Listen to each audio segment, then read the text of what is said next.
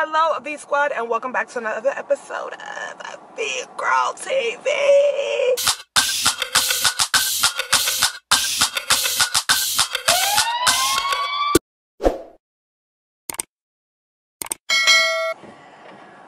Welcome back, guys.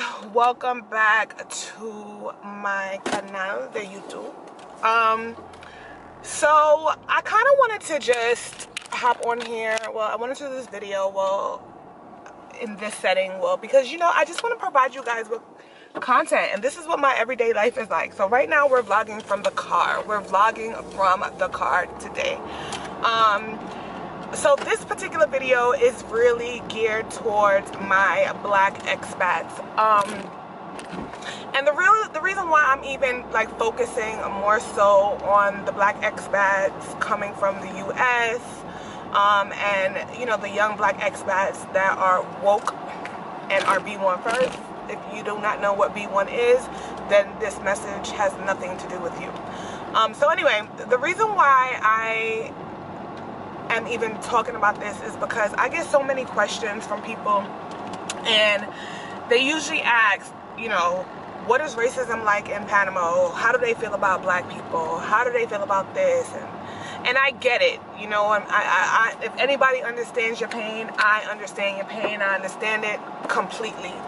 But the mistakes that we make being black first, and the mistakes that we make a lot of the times for some odd reason, and you know, I don't mean this no, I'm not trying to be negative, but when you're black in America, I think that we really come with post-traumatic stress disorder.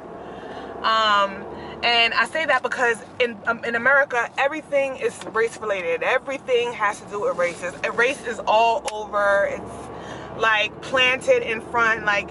And it can be very, very exhausting, to say the least. Sometimes it can be very exhausting to the point where it's like you don't even really know if people are doing things to you, for you, or is it because they're doing it because of color. It's just too much, right?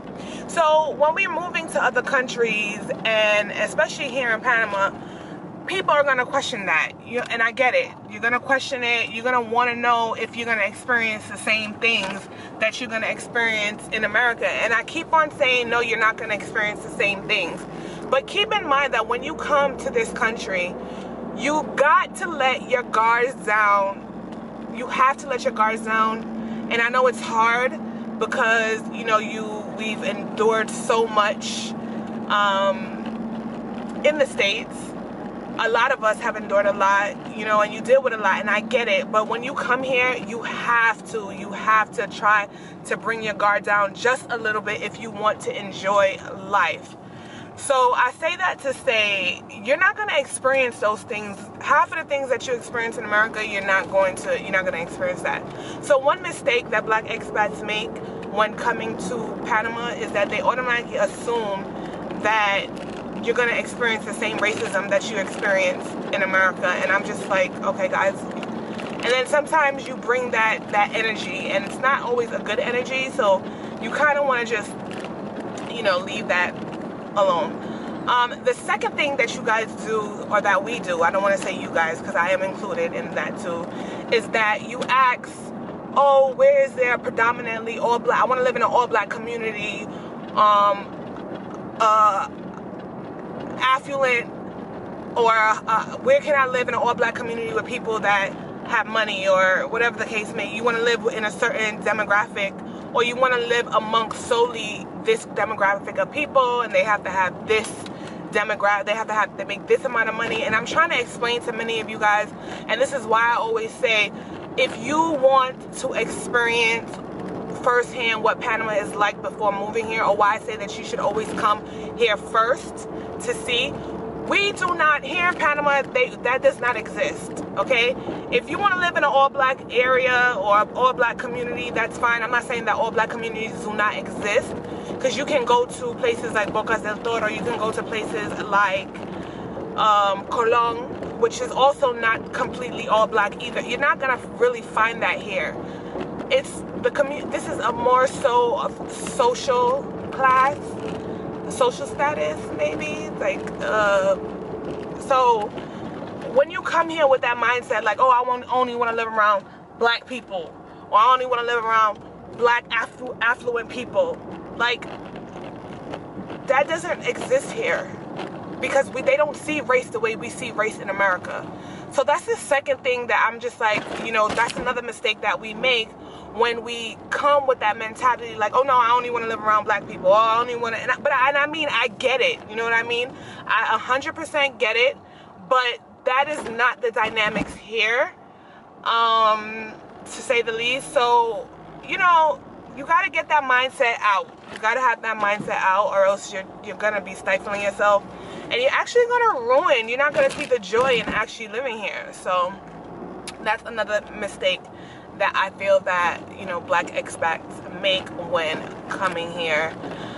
The third thing is that I feel like there isn't enough representation for black expats wanting to live here in Panama, and I get it.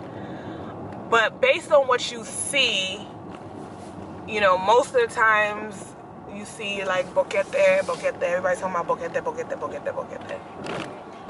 And I don't know if you had a chance to look at my other video, but one of my old videos, or I'm gonna actually try to post it somewhere, where I discuss the reasons why I personally wouldn't live in boquete. To me, it's like, research other areas. You know what I mean? Panama is so big. You can live in any part of Panama. Don't be closed off just to boquete. Because honestly speaking, the same people that you're running away from in the States is the same people you will more than likely be running into when you move to those areas. So I'm just saying, you know, just do your research completely. Visit the country before you decide that you want to come here. So that's another thing that I would suggest for black expats. Another thing is, okay. And so my final issue that I have with black expats that we, including myself, deal with or suffer is that the ideology here in Panama with blacks are completely different from the ideology in the States. So with that being said, you have to be able to respect cultural differences, and you have to be able to respect the way, you know, blacks here think versus the way blacks think in America. I'm not saying that you should totally dismiss it, but I don't feel like we should be forcing our ideologies onto people if it's not being receptive. It's literally something that you can try to explain to someone, and then if they don't understand, they don't understand, and just move forward. Really try to focus on yourself and focus on making a difference with the people who care and the people who, you know what I'm saying? Like the people who are really into it, and then hopefully everybody else will fall in line. But you just have to be really considerate when it comes to those things, I would say, as a black expat, a young black expat coming to a country like Panama. Like I said, I understand 100%. I get it, because I am a black expat. I am black. I you know what I mean? I'm B1 down to the core.